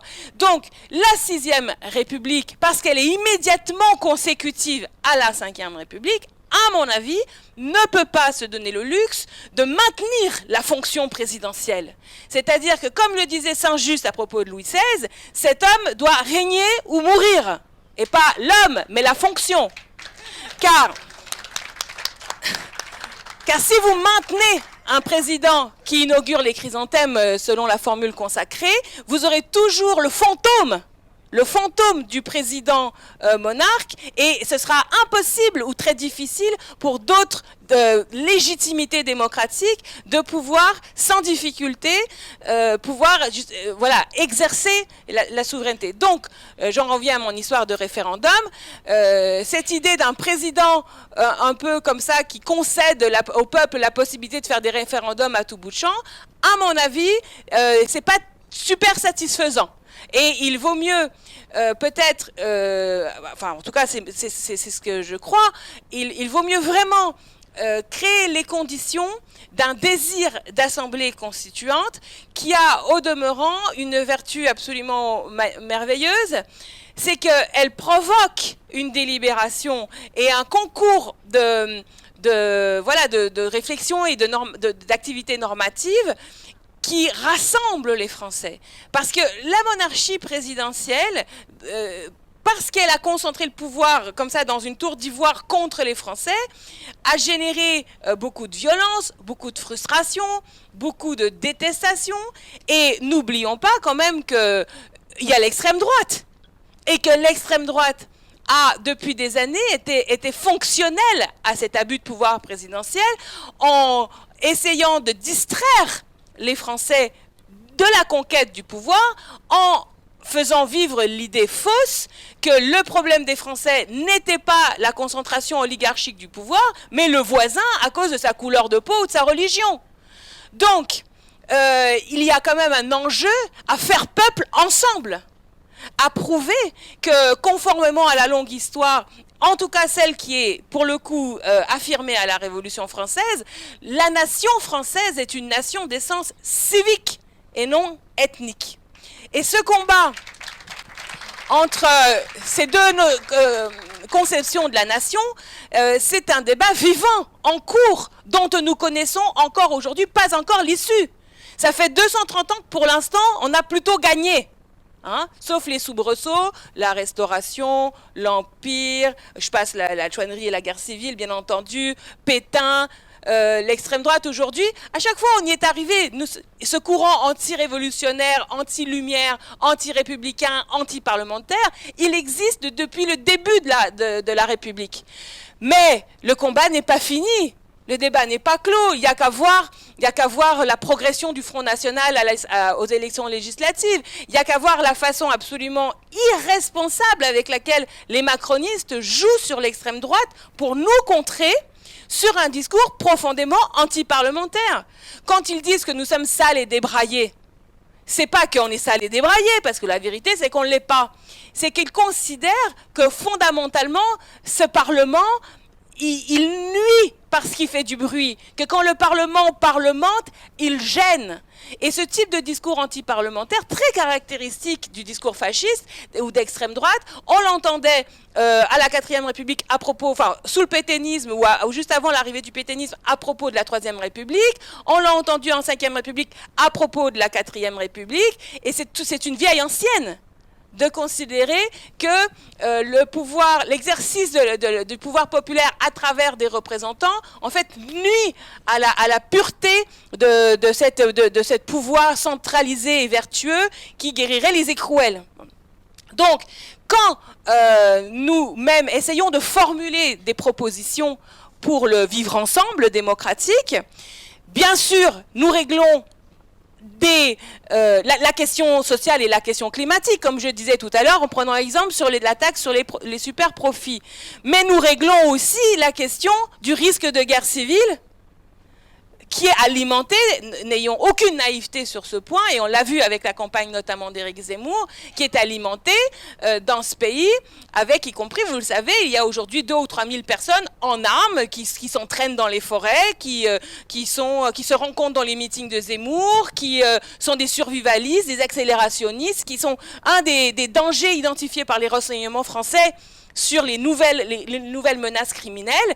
Donc, nous sommes dans un moment historique où on ne peut pas se permettre d'avoir, à l'égard de ces sujets-là, des débats trop à distance du contexte dans lequel nous sommes. Et donc, le fait de pouvoir incarner nous-mêmes, et c'est une difficulté, c'est un art de réalisation, d'un art d'exécution, c'est-à-dire d'incarner à la fois le mouvement d'abolition du monde d'avant, mais à la fois le mouvement de désir de cette solution pacifique, parce qu'il faut faire les deux choses en même temps. En même temps. On ne peut pas se contenter de détruire le monde d'avant sans tout de suite et concomitamment dire que sera le monde d'après. Parce que en faisant ainsi, nous courons le risque de passer pour juste des bordélisateurs. Et vous l'avez vu que c'est ce qu'ils essayent de faire. Ils essayent de faire, de nous repeindre en tenant du chaos. Alors que nous ne sommes pas les tenants du chaos, nous avons la proposition la plus élaborée et la plus précise sur cette modalité légale de passage à un régime démocratique réel. Donc, je pense que, pour conclure, pour ma part, moi je dirais que une des choses nouvelles en 2022 dans ce combat, c'est que première chose, l'idée a fait son chemin dans la société. Évidemment, nous en sommes responsables et on peut quand même rendre à César un certain nombre de lauriers dans ce combat. Mais on a eu aussi, comme on dit, la preuve du pudding, c'est qu'on le mange, c'est que le mouvement Gilets jaunes, ayant sécrété cette revendication du RIC, nous a aussi donné raison et a tranché dans les faits un certain nombre de débats qui étaient restés théoriques. Maintenant, la nouvelle configuration, c'est quoi? Le monarque, il est nu. Parce qu'il n'a pas de majorité à l'Assemblée nationale. Donc, qu'est-ce qui va se passer? On ne sait pas. Mais il faut parer à tous les événements. Ce qui n'est pas normal, c'est de compter sur le président pour améliorer, pour purger la situation. Et notamment, par exemple, quand on parle de dissolution, il ne faut jamais oublier de souligner que ce pouvoir de dissolution en soi est un scandale. En soi. Ça n'est pas normal que cet homme ait le droit de dissoudre l'Assemblée nationale. Ce n'est pas normal. Ce n'est pas démocratique. Il a le pouvoir de dissoudre l'Assemblée, c'est le contexte constitutionnel dans lequel nous faisons de la politique. Donc nous sommes prêts à gouverner. Nous ferons le travail à l'Assemblée nationale. Nous l'avons fait pendant 7 semaines. Nous avons dégagé des majorités contre les macronistes. Nous avons fait, je vous prends par exemple l'exemple de la loi Covid, qui était la première loi qu'ils ont mis à l'ordre du jour, on a obtenu des majorités contre eux dans l'Assemblée nationale. On a fait le travail. Et ce travail, on continuera de le faire. On pourra aussi, dans le cadre de la NUPES, je pense, et on commence déjà à en parler avec pas mal de députés des autres partis, peut-être faire œuvre de créativité sur la façon dont, à l'Assemblée nationale, on peut obtenir des avancées d'ordre constitutionnel. Et pourquoi pas même situer, en tout cas utiliser le fait que, par exemple, pour le référendum d'initiative partagée, il faut 185 parlementaires, et entre les 150 de l'Assemblée et le Sénat, et peut-être même d'autres alliés, on peut penser qu'on peut les avoir, les 185 parlementaires, pour initier un référendum d'initiative parlementaire. Par exemple, pour que l'article 89 de la Constitution soit changé, permettant à l'Assemblée peut-être d'entamer, de convoquer une Assemblée constituante. Par exemple, ça pourrait être une des voies. Et en tout état de cause, continuer dans nos niches parlementaires à proposer des lois constitutionnelles qui rendent effectif le droit de vote. Et ça, c'est quelque chose sur lequel je voudrais conclure. Le grand point aveugle de la politique classique et traditionnelle, c'est l'abstention. C'est le dégoût. C'est-à-dire que le fait de vouloir être élu, tendanciellement, nous pousse à ne parler qu'aux gens qui votent. C'est l'électoralisme, c'est normal. C'est l'idée d'une efficacité dans le contexte de mode de scrutin. Mais le problème, si vous voulez, c'est que lorsqu'on va prendre une décision, lorsque le souverain s'avance pour décider, il n'est pas au complet, parce qu'il en manque un quart qui a été dégoûté de la politique. Je vous donne des chiffres. Nous sommes 50 millions de personnes en âge et en droit de voter. Il y en a 3 millions qui ne sont pas inscrits, déjà. Qui en parle? Très peu. La campagne Macron, ça a été une campagne où il n'y a eu aucune campagne d'inscription sur les listes électorales. Aucune, aucune. Et il a déclaré sa candidature Macron quand? Le dernier jour d'inscription sur les listes électorales. C'est-à-dire que si ceux qui se sont réveillés le jour où Macron a déclaré sa candidature se sont dit « Ah bah tiens, c'est vrai, il va y avoir une élection présidentielle, je vais aller m'inscrire », mais c'est trop tard, c'était hier qu'il fallait s'inscrire. C'est quand même étudier leur façon d'organiser le retrait civique et le fait que le peuple ne participe pas à la conversation. 3 millions de non-inscrits, 10 millions de personnes qui, tout en étant inscrites, n'ont pas voté. Ce sont des chiffres très importants. Et là, je parle de la présidentielle, je ne parle pas des élections intermédiaires où il n'y a pas un chat. D'accord? Donc, comment pouvons-nous nous satisfaire et parler de grands mots, par exemple, comme souveraineté, s'il manque à la conversation le quart, le tiers ou la moitié du souverain? Est-ce qu'on est encore en souveraineté lorsque les gens ne sont pas dans la conversation? Donc nous devons, nous poser la question de savoir comment faire pour qu'il y ait tout le monde dans la discussion. C'est pour ça qu'on parle de rendre effectif le vote blanc. C'est pour ça qu'on parle de vote obligatoire. C'est pour ça qu'on parle aussi de droit de révoquer les élus. Parce que pour faire revenir les dégoûtés, il ne suffit pas d'avoir le meilleur programme social et le meilleur programme environnemental. Il faut aussi dire que la laisse sera courte entre les citoyens, donc entre le souverain et les représentants. Parce que c'est à ce prix-là, peut-être que nous rétablirons, en tout cas, voilà, nous tenterons d'élargir le cadre de ceux qui participent. Et ce faisant, eh bien peut-être que nous arriverons à mettre en place des mesures qui vont dans l'intérêt de ce grand nombre. Parce que c'est ça aussi qui est fascinant dans le système démocratique dans lequel nous sommes, c'est que comment pouvez-vous expliquer qu'alors que 50 millions de personnes ou 49,9 millions de personnes ont intérêt à ce que le 1% ou le 0,1% cesse de concentrer tous les milliards et les milliards qu'ils ont, comment expliquer que malgré tout, alors qu'on est en démocratie, le système qui est encore en vigueur est celui qui défend le 0,1% et pas le 49,99%.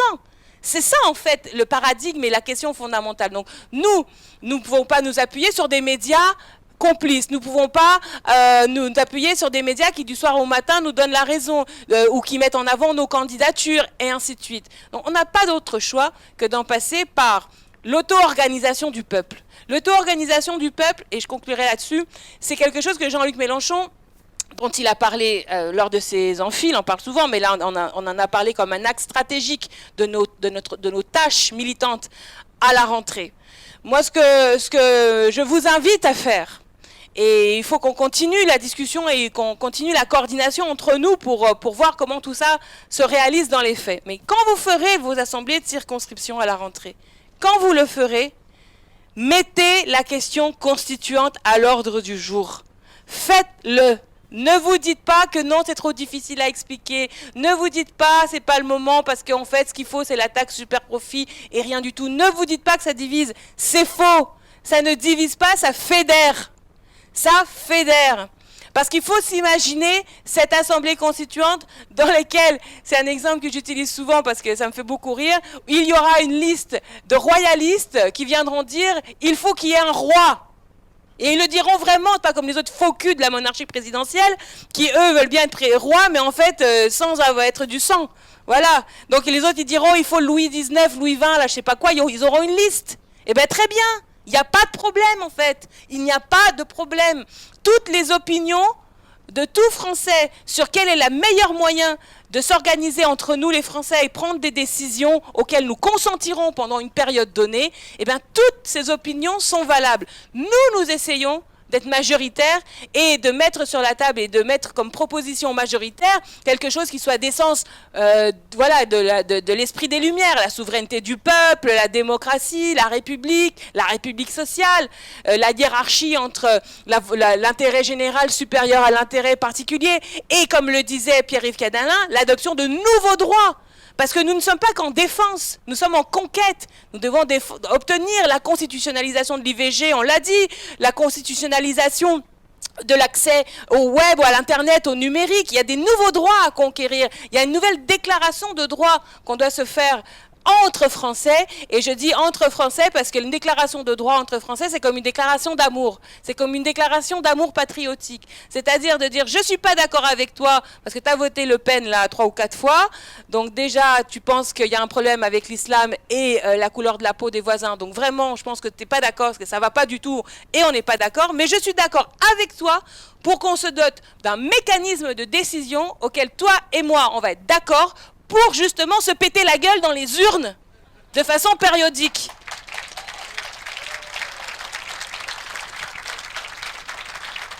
Parce qu'à défaut de le faire, on finira par se péter la gueule, vraiment. Et ça, je pense que tout le monde veut l'éviter. Merci beaucoup à toutes et tous et bon courage.